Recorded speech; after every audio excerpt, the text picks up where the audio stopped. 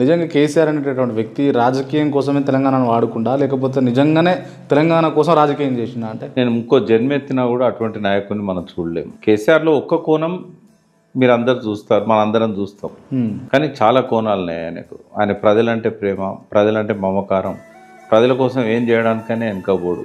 ఆయన ఒక రాత్రి క్యాబినెట్ మీటింగ్ మధ్యాహ్నం స్టార్ట్ అయితే రాత్రి 12 గంటల వరకు 42 పథకాలు ఇచ్చాడు ఒక్క రాత్రి. ఎవరు అడిగిందా ఆయన? ఎవరిని అడిగిందా? ప్రజలు అడగకుండా ఎప్పుడు చెప్తా, బొమ్మరిల్లో ప్రకాష్ రాజు అడగకముందే కొడుకు అన్ని చేస్తాడు, లాస్ట్ కొడుకు రివర్స్ అవుతాడు. కేసీఆర్ చేసింది కూడా అదే.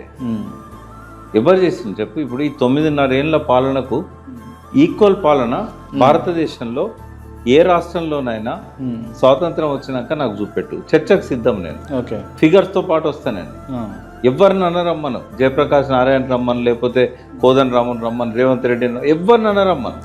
స్వాతంత్రం వచ్చినాక 1947 నుంచి 2025 వరకు భారతదేశంలో ఏ రాష్ట్రంలోనైనా 9.5 సంవత్సరాల్లో కేసీఆర్ సాధించిన ప్రగతి ఇంకే రాష్ట్రంలోనైనా, ఏ కాలంలోనైనా, ఏ ముఖ్యమంత్రి అయినా, ఏ పార్టీ వాడైనా చేస్తే దేనికైనా సిద్ధం. అంటే ఛాలెంజా మీది? ఛాలెంజ్ ఇది చేయమని ఎవరు చేస్తారు అంటే ఎందుకు ఇంత ఒక్కొక్క రంగం గురించి చెప్తున్నాను. ఛాలెంజ్ అనేది అన్ని రంగాలలో, ఒక్కొక్క రంగంలో కూడా.